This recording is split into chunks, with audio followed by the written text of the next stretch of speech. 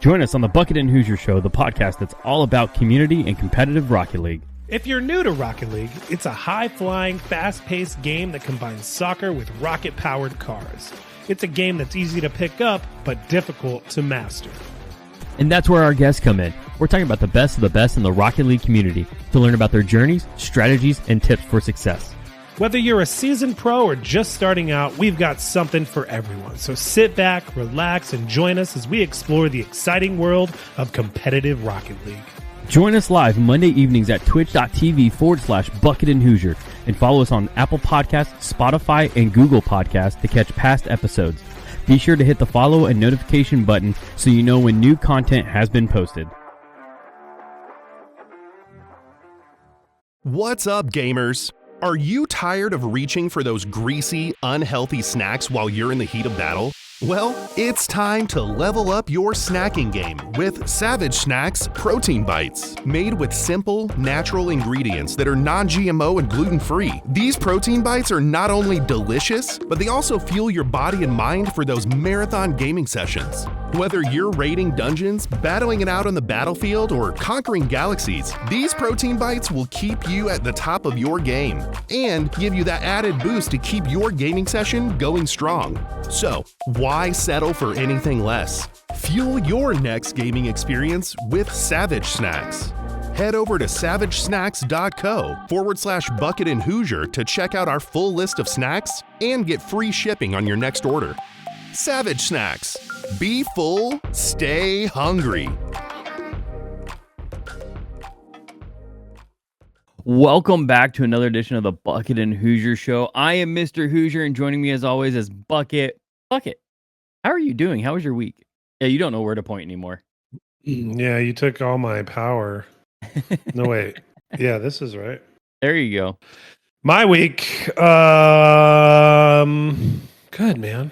Really good. I just, kids are out of school. Your kids are out of school. Yeah, I'm trying to find that happy place where they get yet. worn out, but I do fun summer stuff with them. I don't know, man. I feel like I'm worn out.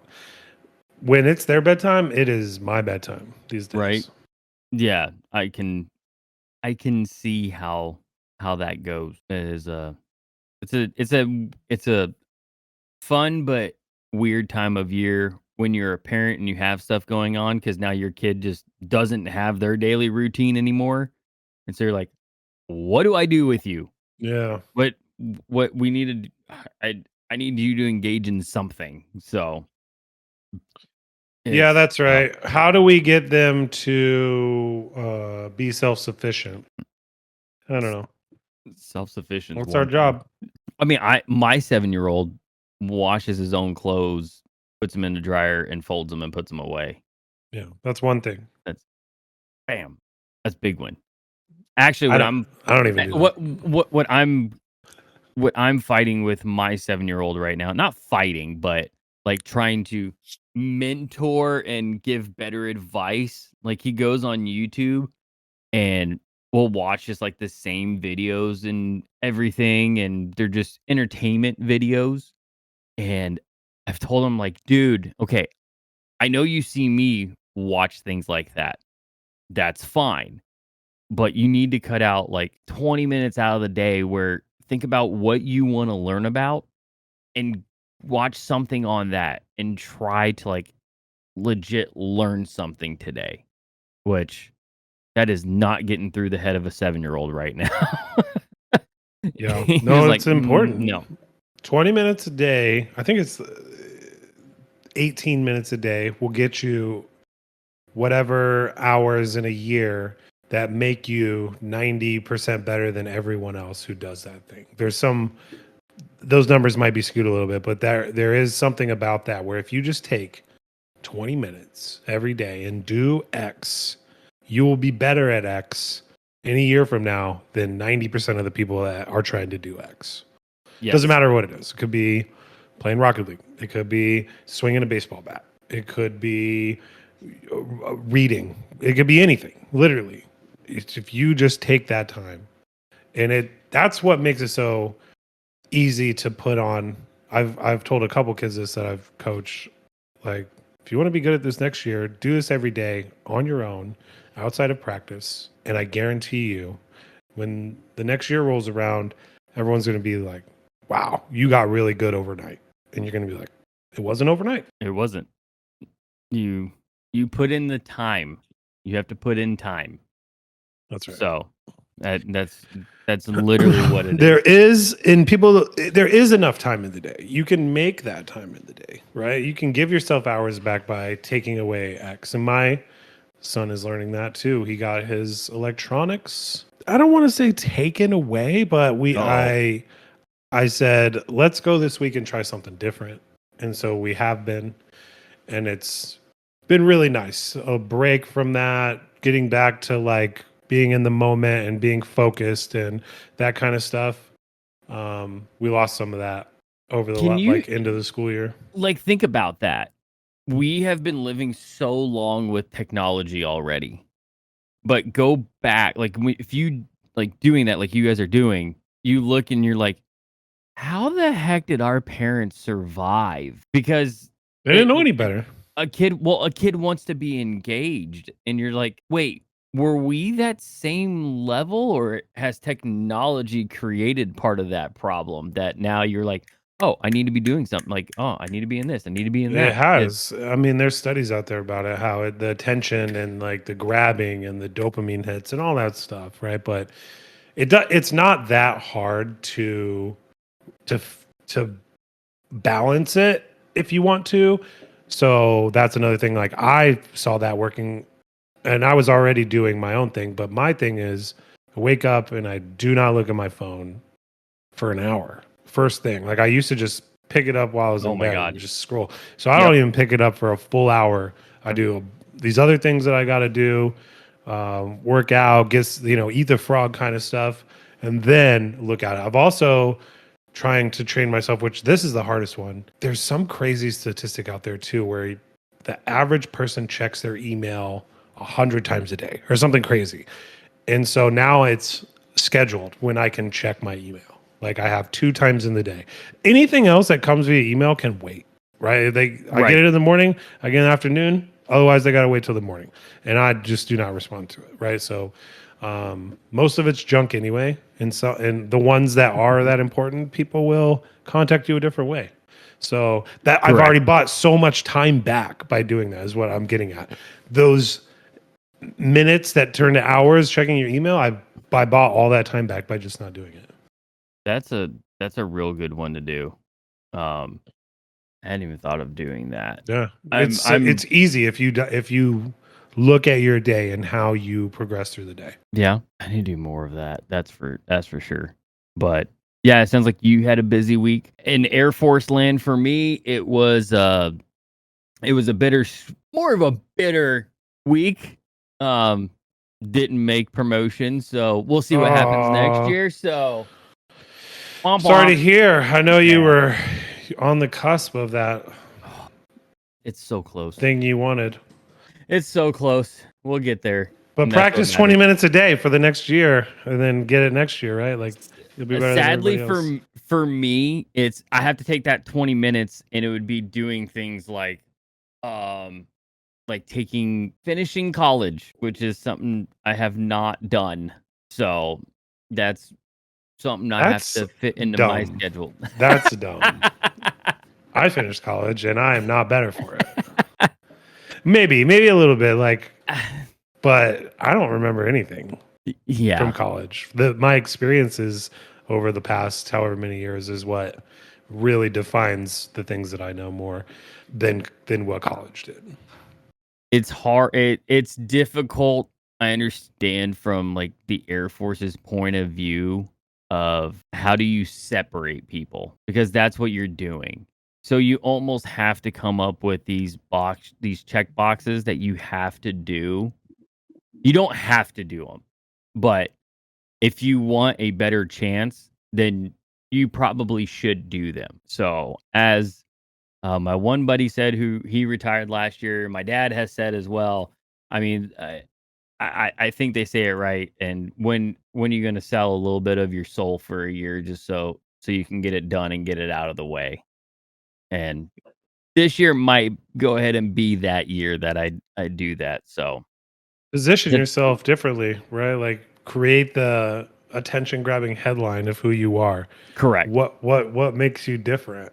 Well, I think if These things for make you different. You have experience taking your communication skills above and beyond, your editing skills, your X, Y, and Z skills that other people might not have. You just got to highlight those things so that they're the first thing people think about. so where I agree with you on that. But when it comes to the scope of what they're looking for, um, none of this checks any of those boxes. I don't care.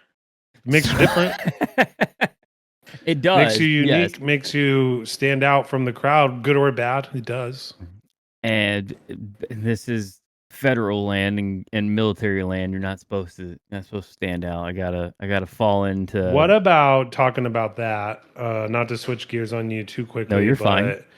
but Memorial Day was this Mem- past weekend, Memorial Day and was. found myself watching these videos on both sides of people who are just flat out, this is an excuse to drink and party and have fun on this weekend, and the other people who are flat out, this is the day you should be remembering those who sacrificed, and then somewhere in the middle, right? Like being in the military, does that hit a certain chord with you, having those conversations or seeing certain things? Um, it. I mean, it hits harder.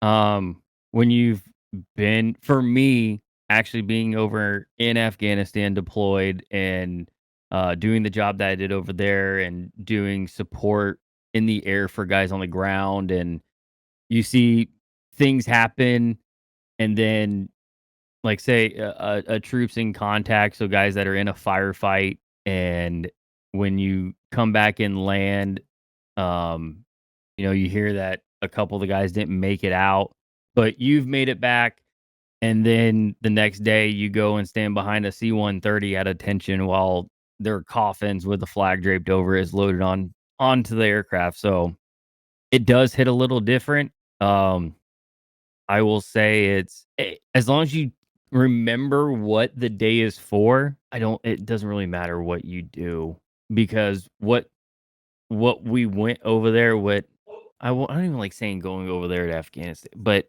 what we sign up to do is so you can do that stuff. Everybody wants you to actually be able to enjoy that time.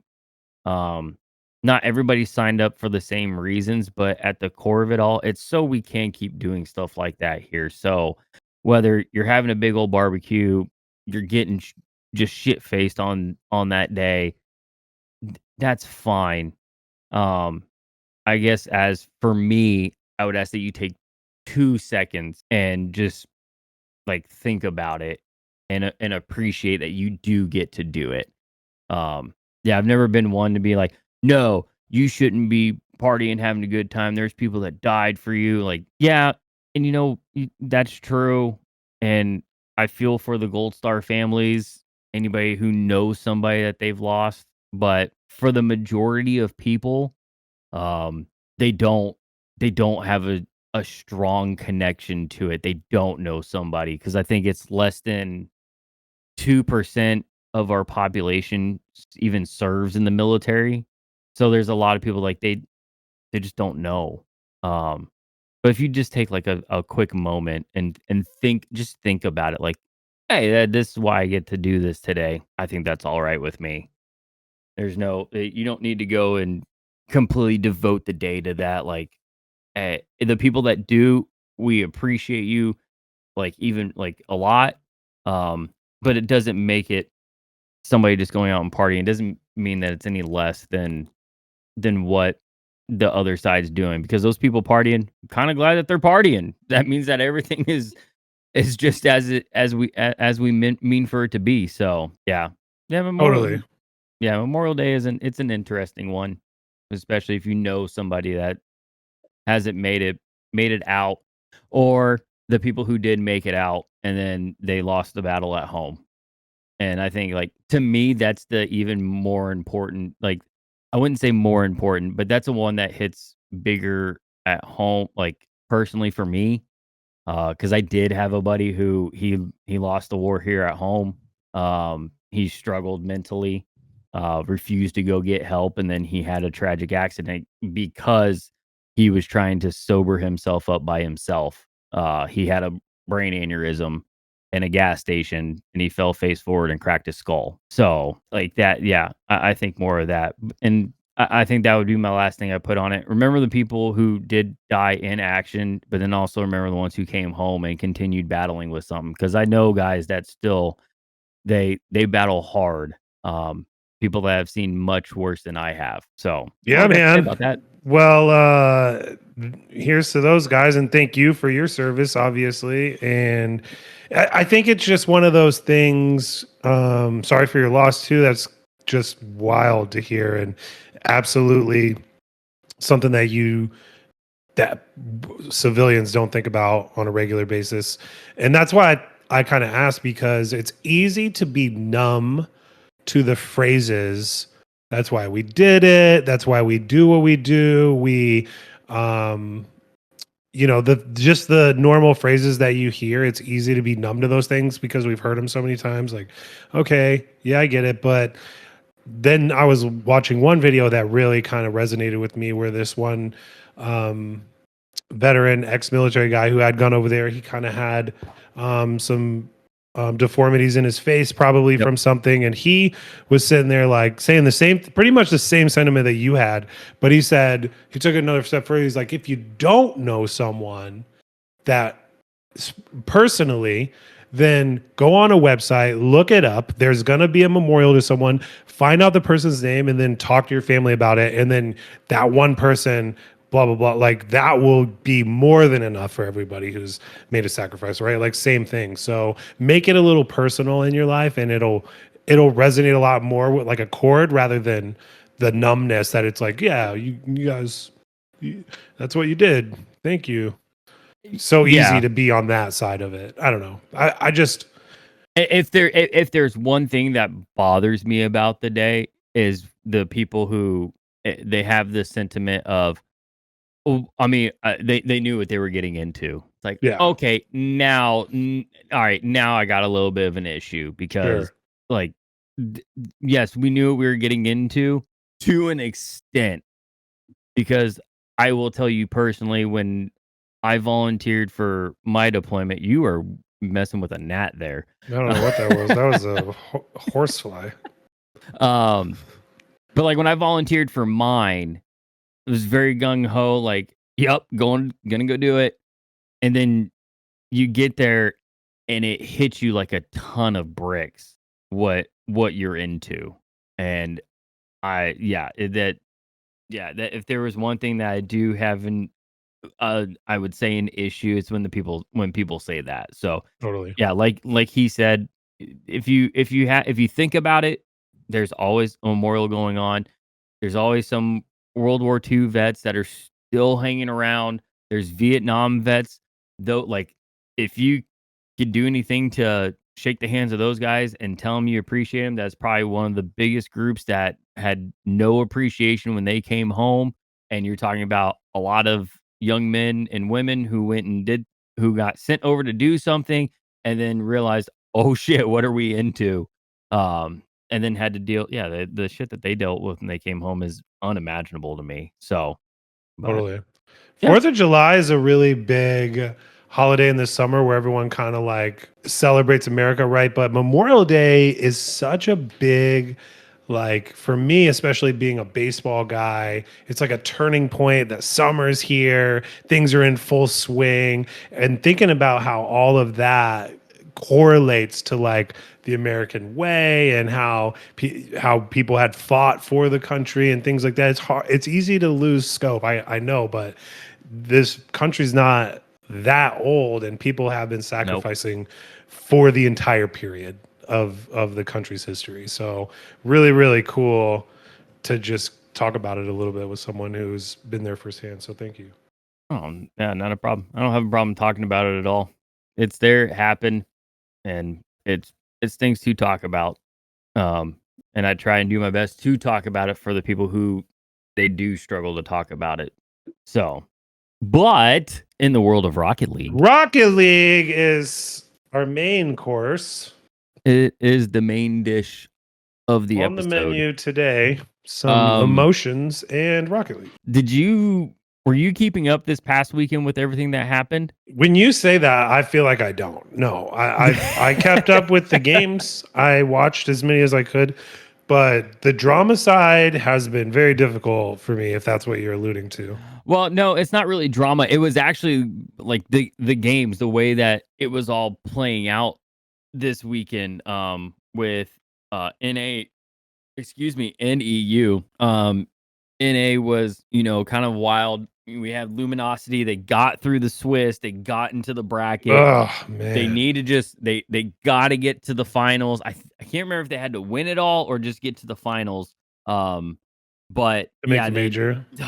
Yeah, to make the major and worlds. And so many points on the line that last qualifier. Yeah, they come up against they come up against Shopify Rebellion in the first round of the bracket, and Shopify Rebellion they got their mojo back. How about Shopify? How about Justin? Wow. Yeah, they definitely got their mojo back here in Qualifier 6. They finally, after having a good showing in Open Qualifier 1 and then struggling from there, they finally started to show a breath of life. Hey, they're here, they're ready to compete. And yeah, they take down our buddies over at Luminosity 4-2. And it goes, they were trading games back and forth until after game 5. And Shopify just takes it in game 6, 2-0. Good heartfelt messages from everybody over at Luminosity. Greg, he's really proud of his team. They did do. I thought they did very well for the season, and it is a bummer to see it come to an end the way that it did. So totally, we tip our hats to them. Can't wait to see Greg and them back in RLCS the next season. It's gonna be a very long off season for them. But also in the bracket, Space Station was trying to make their push, but they fall short, losing to OG in the first round. G2 takes down Dignitas in the first round, and Gen.G loses to Moist, which that started to make things pretty shaky for the way points were going to shake out. And I think at one point, if Moist would have got into the finals, there was some way of it calculating out that Gen.G could get booted, which would have been really wild. Yeah, like at one point when Moist was still in it, Gen.G was not confirmed in the London major yet. It's somehow the calculations could still work out that they don't make it. I think it required Moist to win their next one and OG to win. But it doesn't shake out that way. G2 goes up against OG.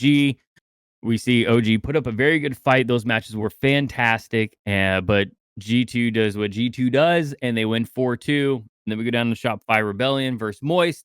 And Shopify is able to pull out the win 4-2 over Moist after Moist starts 2-0 in the series, but just proceed to lose the next 4 games. So does not shake out in their favor. I'm saying shake a lot today. Pick it off. And then the finals is G2 versus Shopify. Shopify able to get 1 game off of G2 in game 3, but G2 stays very dominant in winning 7-3, 2-1, losing 4-1, and then G2 finishes it off 2-1, 2-1 to win again and be the dominant force of NA. So hats off to them. They did a fantastic job this season representing the region, and going forward, they're our top dog. Looking at Major 2, it ended up being G2, Gen.G, Space Station, OG going to the London Major, which OG getting that spot after the finals. Shopify and OG had to play a tiebreaker match, which went all the way to the end, very close, but OG is able to just squeak it out, and I think they won that match 1-0 on the last one. Oh, wow. Oh yeah, NA tiebreaker right here. Yeah, they won 1-0 in overtime. After going down, what was it? They were on match point. Yeah, because it was 4-3, so went all the way game 7. So Shopify took game 1. OG takes game 2 and 3. Shopify comes back, wins 4 and 5, and OG is able to hold them off, winning 3-2 and 1-0 in the final 2 matches. And it was very fun to watch. So excited to see Com come back to the Copper Box where he harnessed in his villain persona when he was with V1. Look to see if he's gonna revitalize that, bring it back again. I'm sure he will. He's such the showman when he's in front of the crowd. We need it. We definitely do need it. We need it bad. But yeah, that's how NA shook out, and that's our teams going to the major for Worlds. The full rankings, it is decided. It's going to be G2, Genji, OG. Oh wait, hang on, my bad. That's major 2. Where is the full Under overview? finals, I think it's the same. Is it under? Oh, finals. Is it the same 4 teams going? Okay, so yeah. So it is going to Worlds. G2, Genji, Space Station, and OG. And that's who we will have representing us. I honestly, my personal opinion, I didn't think OG would be there. Did not think that they would be able to put it together and actually be representing NA.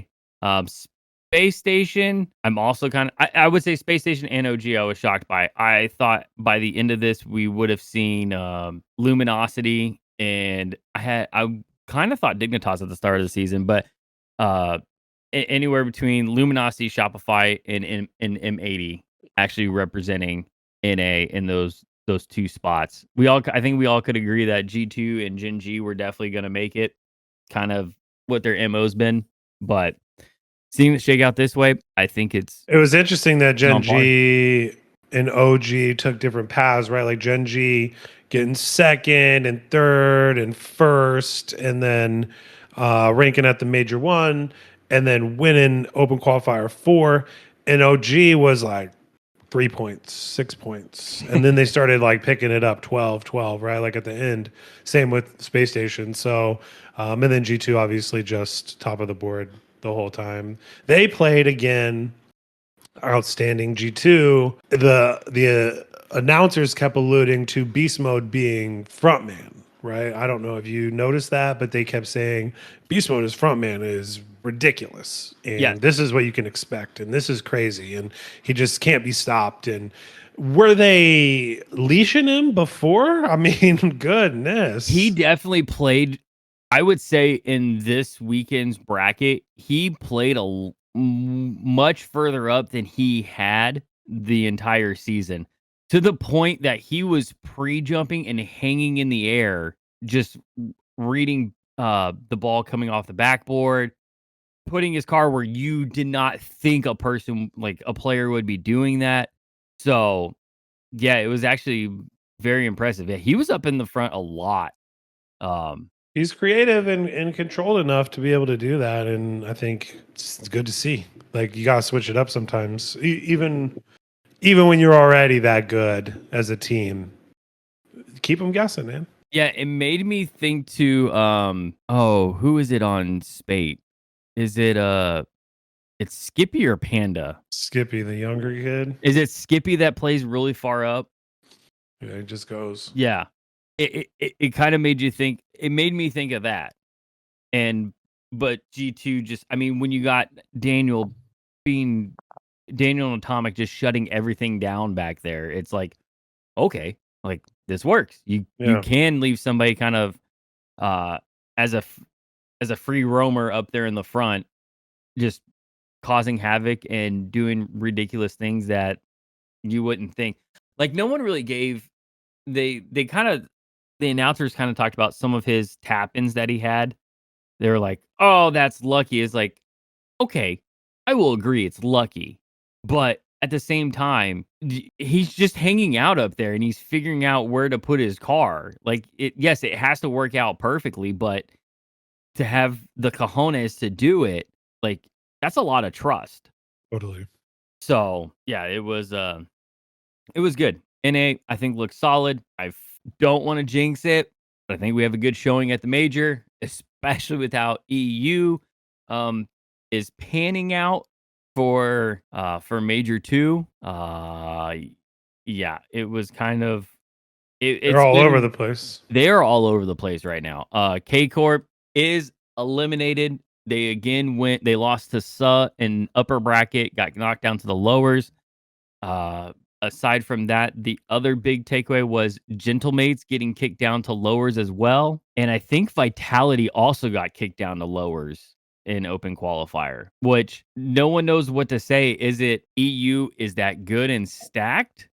Or did the top teams have a bad weekend? And as an NA fan, I'm leaning towards, I think I don't think it's stacked. I think we're starting to see the cracks in being at the top for so long.